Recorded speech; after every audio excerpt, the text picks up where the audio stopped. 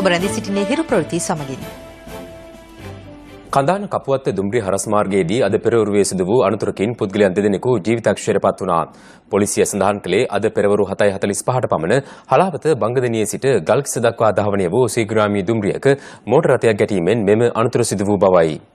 මෙම අනතුරින් ජීවිතක්ෂයටපත් වුණේ මිනුවන්ගොඩ නිල්පනාගොඩ ප්‍රදේශයේ පදිංචි වයස අවුරුදු 42ක් වූ නිමල් රාජපක්ෂ බණ්ඩාර නැමැති කුලී රථ රියදුරෙක් සහ පැට්‍රික් අරුණෝත් නැමැති 24 හැවිරිදි ජායල ප්‍රදේශයේ පදිංචි කරුවෙක්. අනතුරෙන් මියගිය පැට්‍රික් අරුණෝත් මෙම කුලී රථයෙන් කපුවත්ත ප්‍රදේශයේ පිහිටි සිය නිවසේ සිට කොළඹ බලා පිටත්ව තිබුණේ අද පෙරවරුවේ. අනතුර ඇඟවීමේ විදුලි සංඥා හා නලා ක්‍රියාත්මකව තිබියදී අදාළ මෝටර් රථය අපරීක්ෂාකාරී ලෙස දුම්රිය මාර්ගයට ඇතුළු කර ඇති බව පොලිසිය සඳහන් කළා.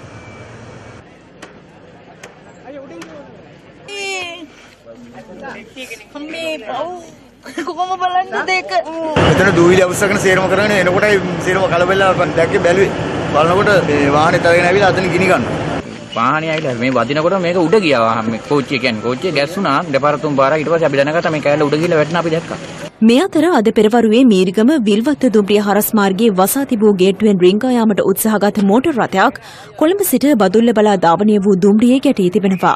කෙසේ වෙතත් එම අනතුරින් මෝටර් රථයේ ගමන්ගත් කිසිවෙකුට හානියක් සිදුව නැහැ. අනතුර සිදුවන අවස්ථාවේදී එහි ගමන් කර ඇතේ දඹදිනිය ප්‍රදේශයේ පදිංචි පියෙකු සහ දියණියක්.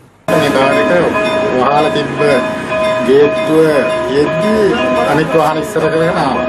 ඇවිල්ලා පාරට දාන්න ඕනේ නේද අපි කෑ ගැහුවා දාන්න එපා කියන සමිතෝ මේ පැත්තෙන් බදුල්ල දුම්රියට වැදුනා. කියලා අපි අතින් කියා යාට දෙන්නේ අතින්ත් එක්ක කිව්වා එපා කියන කිව්වා යාර එන්නේ එන්නට යාට ඉගෙනම දැම්මලා රේන් පාටම දැම්මා. මෝටර් රථය පැද වූ පුද්ගලයාට එරෙහිව නීතිමය පියවර ගැනීමට බලාපොරොත්තු වන බව පොලිසිය සඳහන් කළා. අම්පාර ඔළුවිල්හි පිහිටි අග්නිදික විශ්වවිද්‍යාලයේ ඉංජිනේරු පීඨය තවදුරටත් එම ස්ථානයේ පවත්වාගෙන යාම ගැටලු සහගත බව ප්‍රත්‍යක්ෂ වූහොත් එය වෙනත් ස්ථානයක ස්ථාපනය කිරීම යෝග්‍ය බව විශ්වවිද්‍යාල අධ්‍යාපන රාජ්‍ය අමාත්‍ය මොහන්නාල් ග්‍රේරු මහතා පවසනවා. ඉංජිනේරු පීඨයේ පවතින ආචාර්යහිගේ සම්බන්ධයෙන් විශ්වවිද්‍යාල සිසුන් සමග පැවති සාකච්ඡාවකින් අනතුරුව රාජ්‍ය අමාත්‍යවරයා මේ බව සඳහන් කළා. අග්නිදික විශ්වවිද්‍යාලයේ ඉංජිනේරු පීඨය ආරම්භ වන්නේ 2013 වසරේදී. මේ වන විට වසර 3කට අදාළ සිසුන් 284 දෙනෙකු ඉංජිනේරු පීඨයේ අධ්‍යාපනය ලබනවා. ගොඩනැගිලි ඇතුළු අධ්‍යාපනය සඳහා අවශ්‍ය සියලු පහසුකම් ඇතත් ඉංජිනේරු පීඨ සිසුන් මුහුණ දෙන ප්‍රධානම ගැටලුව වී ඇත්තේ අධ්‍යයන කාර්ය මණ්ඩලයේ හිඟයයි. පීඨයේ සිටි යුතු ආචාර්යවරුන්ගෙන් 10%ක්වත් මෙම පීඨය තුල දැනටමත් නැහැ. තුන්වෙනි වසරේ ඉගෙනුම ලබන අපහට සියලුම දේශන සිද්ධ කරන්නේ ආරාධිත දේශයන්මගින්. ලෙක්චර්ස් ලා පේරාදෙනිය මොරටුවේ ඉඳන් කිලෝමීටර් 300කට වඩා වැඩි දුර ප්‍රමාණයක් ගෙවන්න මෙහෙට ඇවිල්ලා ඒගොල්ලෝ ඊළඟ අවුරුද්දට එන්නේ. අන්න ඒකින්ද තමයි මේ මෙතන සුදුසු නැහැ කියලා අපි කියන්නේ. මෙම ගැටලුව සම්බන්ධයෙන් වත්මන් රජයේ උසස් අධ්‍යාපන අමාත්‍යවරයා සහ විශ්වවිද්‍යාල අධ්‍යාපන රාජ්‍ය අමාත්‍යවරයා සමග ඉංජිනේරු පීඨ සිසුන් අවස්ථා කිහිපයකදී සාකච්ඡා කර තිබෙනවා. මේ ආචාර්ය මහාචාර්යවරුන්ට රුපියල් 1,50,000 සාමාන්‍ය පඩිය ආදී මොනවලට අමතරව දෙනවා විතරක් නෙමෙයි. එහෙ ක්වාටර්ස් දෙනවා. ඒගොල්ලන්ට කෑම බීම නොමිලේ දෙනවා. ප්‍රවාහන පහසුකම් දෙනවා. සතියේ දවස් 5ම නැතත් දවස් 4ක් වගේ දේශන පැවැත්වුවත් ඉතුරු දවස් 3ක් හෝ 4ක් ඒ ඇයට ආයෙ කොළඹ වෙන්න පුළුවන්. ලොකුම ප්‍රශ්නේ තියෙන්නේ අපිට මේ දේශකයෝ එකතු කරගන්න බැරි කම. මෙච්චර දීලා ගොල්ලන්ගේ කමිට්මන්ට් එක නැත්තම් කැපවීම නැහැ. මොරටුව සහ පේරාදෙනිය ඉංජිනේරු පීඨවල සිටින දේශකයින් අග්නිදික විශ්වවිද්‍යාලයේ දේශන සඳහා පැමිණීමට මැලිකමක් දක්වන්නේ අග්නිදික විශ්වවිද්‍යාලයේ පිහිටා ඇති ස්ථානයේ හේතුවෙන් බව ශිෂ්‍යයින්ගේ අදහසයි. මේ නිසා ඉංජිනේරු පීඨය වෙනත් ස්ථානයකට රැගෙන යාම හෝ අග්නිදික විශ්වවිද්‍යාලයටම අයත් ගල්කිස්සේ පිහිටි තොරතුරු තාක්ෂණ ඒකක පරිශ්‍රය වෙත රැගෙන යාම යෝග්‍ය බව ඔවුන් යෝජනා කර තිබෙනවා. පීඨාධිපතිතුමා අනිත් දේශකයන් එක්ක ගොඩක් සහයෝගයෙන් වැඩ කරා මේක දිනු ගන්න. නමුත් මේක දිනු වෙන්නේ නැති හින්දා තමයි අපි කියන්නේ මේක වෙනත් තැනකට ගෙනියන්න කියලා. මගේ පුද්ගලික අදහස ඒ සියලු උත්සාහයන්ගෙන් පස්සේ අපිට අවංකව තේරුමත් එහෙනම් මේ ස්ථානයේ පීඨය පැවැත්වීමෙන් සිසුන්ට යහපතක් වෙන්නේ නැහැ කියලා මමත් ඒ තීරණයේ ඉන්නවා. ඒ කියන්නේ අපි මේක වෙන තැනකට ගෙනියන්න ඕන කියන එක. දැන් තව දේශීය පුවත් කිහිපයක් සමගින් රටවටා හිරු. රටවටා හිරු. අයහපත් කාලගුණික තත්ත්වයේ සමග මහවැලිගඟේ සැඩපහරට හසු වී මුහුදට ගසාගෙන ගොස් මියගිය වන අලියෙකු ත්‍රිකුණාමලය පල්ලතෝට්ටම් වෙරළ තීරයට ගොඩ ගසා තිබෙනවා. ත්‍රිකුණාමලයේ වනජීවී නිලධාරීන් පවසන්නේ මෙම වනාලියා වයස අවුරුදු 10ක් පමණ වන බවයි.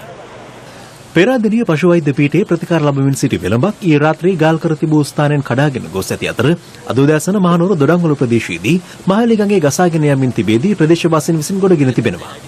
පසුව පශු වෛද්‍ය ඒකකයට දැනුම් දීමෙන් අනතුරුව එහි වෛද්‍යවරුන් පැමිණීම සත්‍යර ප්‍රතිකාර කළා. සෞදි අරාබියේ ගෘහ සේවය සඳහා ගිය අවිස්සාවෙල පුවක්පිටියේ පදිංචි තරුණියක් ජීවිතක්ෂයට පත් ඇති අතර ඇයගේ මරණය සැක සහිත බව ඥාතීන් චෝදනා කරනවා.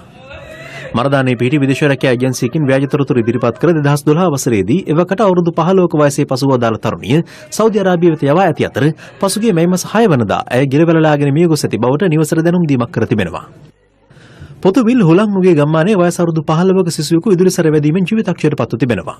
අප වාර්තාකරු පැවසුවේ ගසක අත්තක් කැපීමට යාමේදී ඒ අසල තිබූ අධිබලද විදුලි රැහැනක ගැටීම හේතුවෙන් මේ අනතුර සිදු ඇති බවයි. දැන් ලොව වටා හිරු. ලොව වටා හිරු.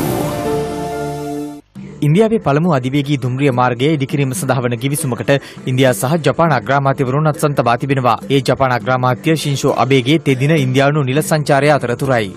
යුක්‍රේන අග්‍රාමාත්‍ය එස්නි යට්සෙනික් පාර්ලිමේන්තුව අමතමින් සිටින අතරතුර මන්ත්‍රීවරයෙකු මල් කලඹක් පිරිනමන මුවාවෙන් පැමිණ අගමැතිවරයා ඉවතට ඇදගෙන යනු ලැබුවා.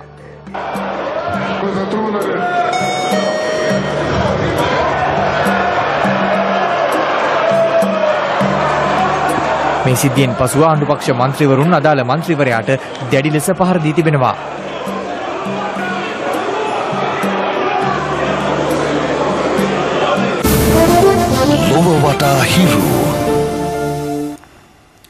සංචාරක ශ්‍රී ලංකා ක්‍රිකට් කණ්ඩායම සහ නවසීලන්තය අතර පළමු ටෙස්ට් ක්‍රිකට් තරගයේ 3 වන දිනේ නිමා වුණේ දිනේ සියලු ගෞරව නවසීලන්ත කණ්ඩායමට හිමි කර දෙමින්. අද දිනේට තරගය නතර කරන විට ඔවුන් ශ්‍රී ලංකා පළමු ඉනිමට වඩා ලකුණු 308ක් ඉදිරියෙන් පසු වුණා. මේ තරගය පැවැත්වෙන්නේ ඩනේඩීන් හිදී.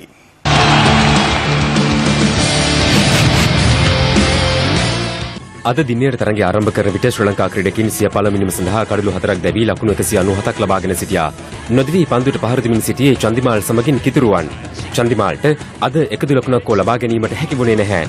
ඔහු ලකුණු 83කට දැවී ගියා. කිතුරුවන් ලකුණු 22යි. ප්‍රහාරාත්මක නිමක් ක්‍රීඩා කළ මිලින්ද සිරිවර්ධන ලකුණු 35ක් රැස් කළා. ඒ හතරේ පහර 5ක් සහ 6 පහරක් සමගින් රංගන හේරත් දුෂ්මන්ත් චමීර සහ සුරංග ලක්මාල් එක්ව ශ්‍රී ලංකා පළමුවෙනිමට ලකුණු 47ක් එක් කර දුන්නා. යනුව ශ්‍රී ලංකා පළමු ඉනිම දැක්වුණේ සියල්ලන් දැවී ලකුණු 294ක් ලෙස. පන්දු යැවීමේදී සෞති සහ වැග්නර් කඩලු 3කින් බිඳ හෙළුවා. ඊට අමතරව සැට්නර් සහ බෝල්ට් කඩලු 2කින් දවා ගත්තා. ගප්ටිල් සහ ලේතම් නවසීලන්ත දෙවන ඉනිම ආරම්භ කරන්නට පිටිට පිවිසියේ ලකුණු 127ක වාසියක්ද සමගින් සාර්ථක ආරම්භයක් ලබාගත් ඔවුන් දෙදෙනා පළමු කඩුල්ලට ලකුණු 79ක් එක් කළා. එම සබඳතාව බිඳ වැටුනේ ලකුණු 46කට ගප්ටිල් දැවී යාමත් සමගයි. අනතුරුව දෙවන කඩුල්ල සඳහා ලකුණු 92ක නොබිදිනු සබඳතාවක් ගොඩනගන්නට ලේතම් සහ විලියම්සන් සමත් වුණා. දිනය නිමවන විට නවසීලන්ත ක්‍රීඩකයින් සිය දෙවන ඉනිම සඳහා එක් කඩුල්ලක් දැවී ලකුණු 171ක් ලබාගෙන සිටියා. ටිම් ලේතම් නොදවි ලකුණු 72යි. කේන් විලියම්සන් නොදවි ලකුණු 48ක් ලබාගෙන සිටියා. හෙට තරගයේ සිව්වන දිනයයි.